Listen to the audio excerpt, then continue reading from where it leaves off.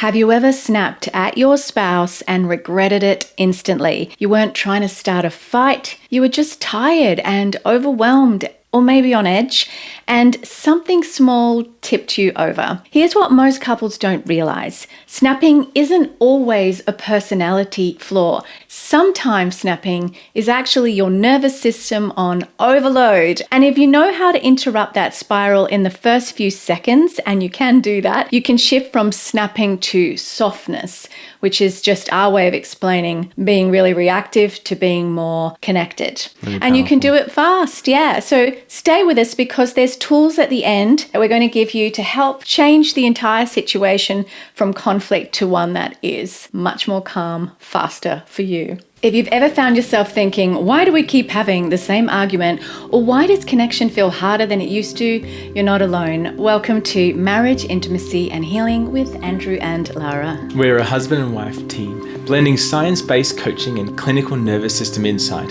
to help couples understand what's really happening underneath conflict, distance, and emotional shutdown. I'm Lara. I'm an ICF PCC certified coach and educator. And I'm Andrew, a licensed physical therapist specializing in body, mind, heart integration with extensive experience helping high-performing individuals navigate stress, communication, and emotional regulation. Together, we help you recognize the patterns that pull you apart and offer practical, grounded shifts that bring you back into connection. Let's dive into today's episode. So I'm going to give you an example of where this came up for us this week.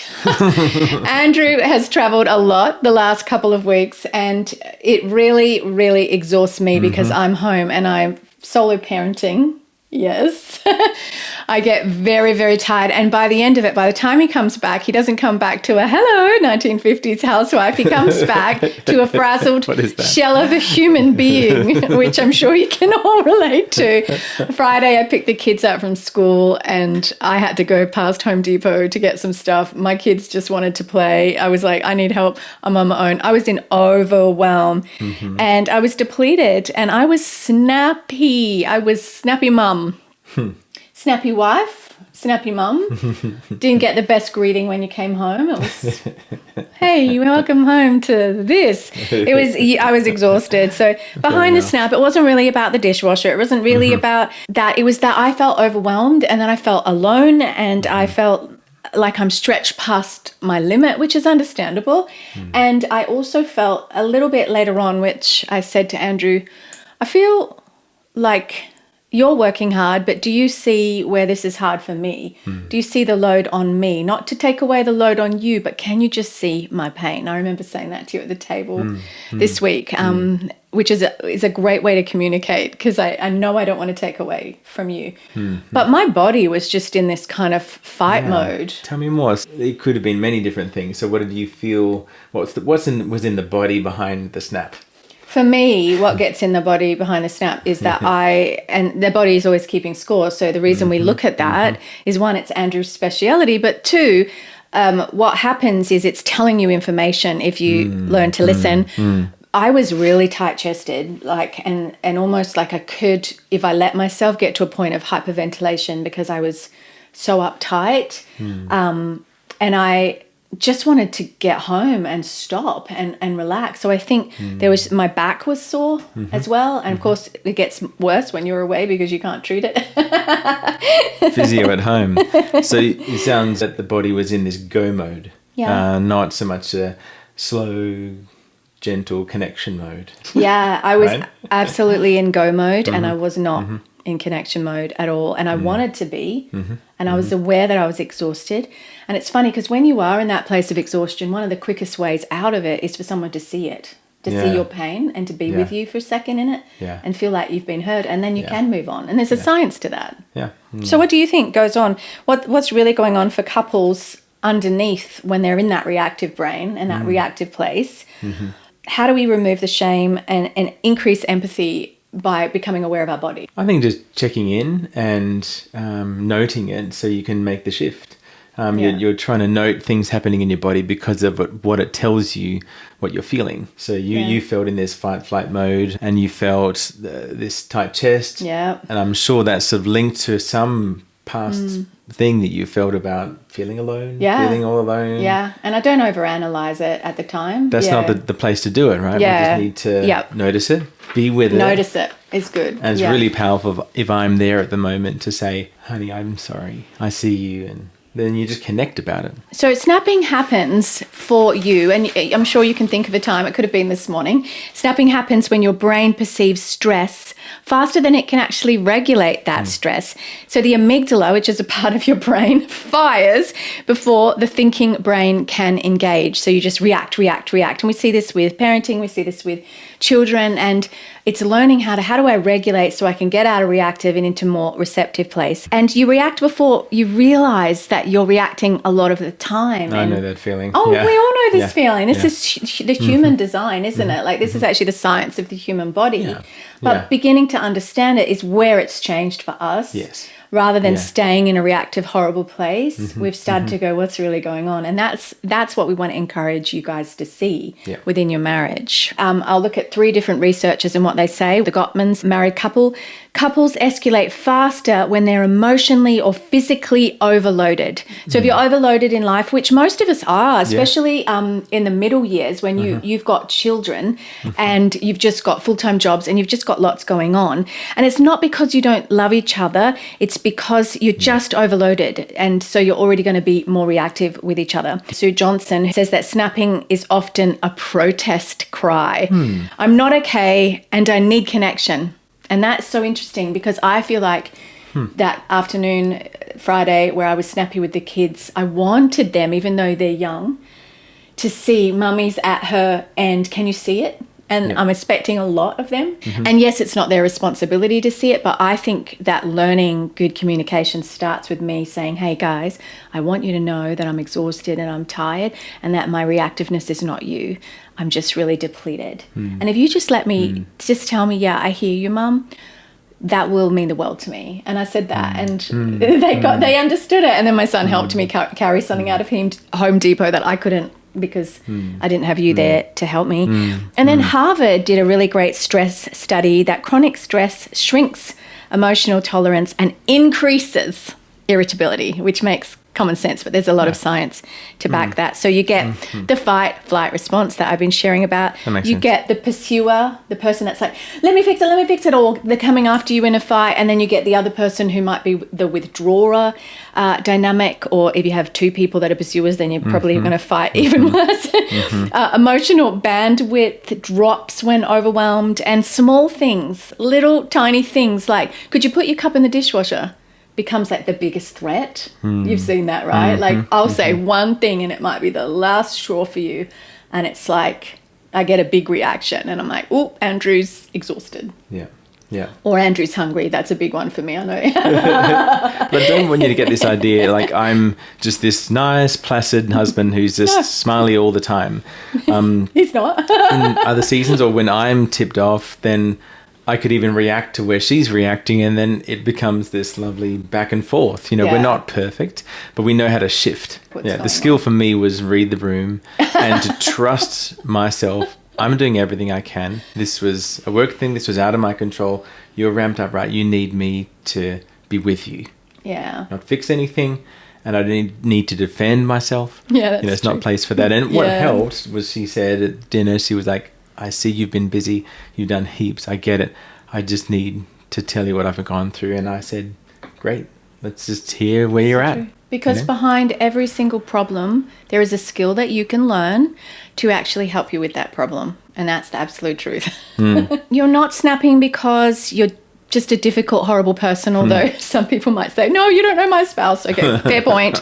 But you snap because you're just at capacity, usually, most of the time. You might be a horrible person too, but I'm just joking. Usually it's because you're at capacity. If couples personalize snapping like you're attacking me, then you fight. But if they recognize it as stress, as in you're overloaded, which is what we both saw on Friday when you got back, they actually soften towards each other, and the other person has an opportunity to It's like you're a team together, you're a team. right? Always be a team. That's always the answer.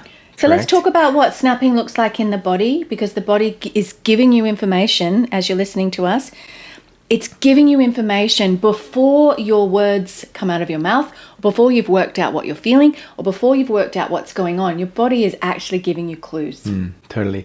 If you find you're someone who snaps all the time, I think you're closer to a shift out of it or changing behavior than you think. So just think of it. The last time you went in a snapping sort of mode, or that you were tipped off by something. Yeah. Just think of how your body was feeling. So were your muscles tense? Were your shoulders high, as in like a weight in your chest? You can often feel something in your body, and it's a cue for you. So this is your body that is like preparing for survival, for fight, flight, because it's tipped off, overloaded, and it's in a fight mode about something deeper, like Lara Because explored, our right? nervous system's not always logical, is it? It's not like it goes, oh, it's just a small thing. There's a cup left in the sink. It goes into a stress mode, and it's not necessarily working out, oh, there's no tiger, lion, or bear. It's Totally. It doesn't So understand. just assess your body, and it could be any of these things. Yeah. And the process isn't to be this crazy, awesome, body-aware person who can feel every little thing in their body. Yeah. But you know in your body when it's feeling a little off, and it's not feeling relaxed, and it's not feeling chilled. It's not laughing like you're having a games night with friends and you're laughing hysterically. It's not ready for a conversation. It's in this survival mode. What does that feeling in your body remind you of? Maybe it's a past hurt. Maybe it's feeling alone when you're a kid. It's not now time to psychoanalyze and go into the deep things and do some deep work. It's just to notice it so you can shift. Good. Maybe in your mind it's a catastrophizing thing of like, oh, everything's on me. Yeah. Maybe in your heart you're just feeling misunderstood. But you see the body's the trigger. It keeps the score. So when you don't feel safe, your relationship feels less safe. That's so true. You feel like you become not a team. There might not actually be anything wrong between you. You may just be in overwhelm. Yeah. So we want to give you some really quick tools. These are fantastic tools. The first one is the 10-second de-escalator. Actually, Andrew, can you take them through this? Because this is what you need. So Andrew's talked about already. Just notice what's going on in your body and then do this. Okay, so 10 seconds. Really, really quick. So you just take a slow exhale through your mouth and actually let it all go out. So let all the air go. And then take the breath when you're ready to take the next breath. That's telling your nervous system, slow down. Your mind's in control now. Yeah, you're not in threat mode. And it's soften your voice. Literally drop your shoulders if they're high. Literally just tap your chest if it's feeling like it's locked. And why that works is a slow exhale activates your vagus nerve and it signals safety to your brain. There is a shift in the levels of sympathetic nervous system and parasympathetic nervous system. What is the vagus nerve for those of us who are not like you, doctor It's level of physical from therapy? the cranial nerves, and it runs through the body. It's got connections to organs in your body. It's got connections to your sympathetic nervous system and parasympathetic nervous system. It helps you speak, and it's got huge amounts of connections of functional output, automatic things in your body. So with parasympathetic and Sympathetic nervous systems. can you just give me one sentence? What are those? What does that mean to the non? Okay, so practically sympathetic nervous system, when that's really going hard, is the fight and flight or fawn. Right. It's the Faint, freeze. Yeah. all those responses of like panic or threat and dealing with that.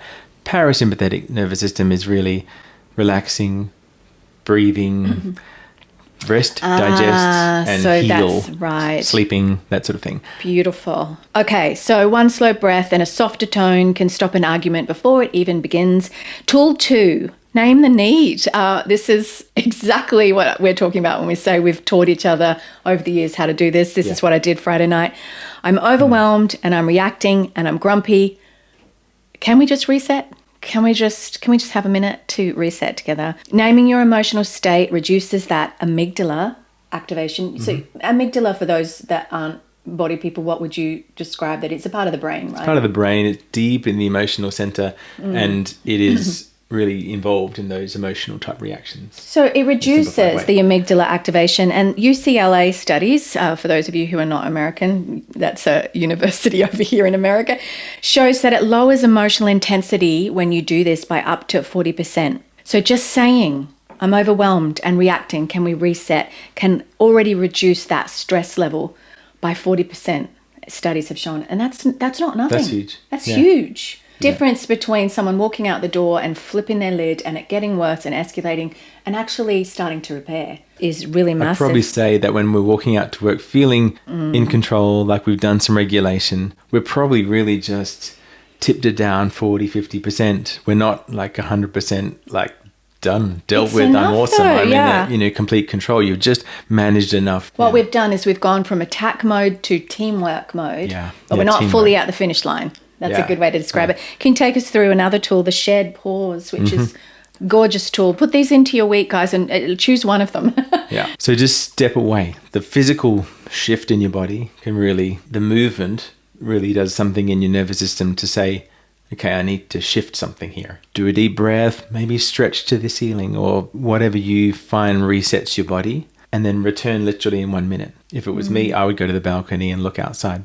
Get into nature straight away. That does wonders for, I think, most people. Yeah, so Gottman's research found those short pauses massively lower the physiological stress, so couples can repair faster. And guys, do this because you might be in a cycle of constant fighting, and honestly, the insanity is to not try something different. So we're giving you some really simple things that you can do.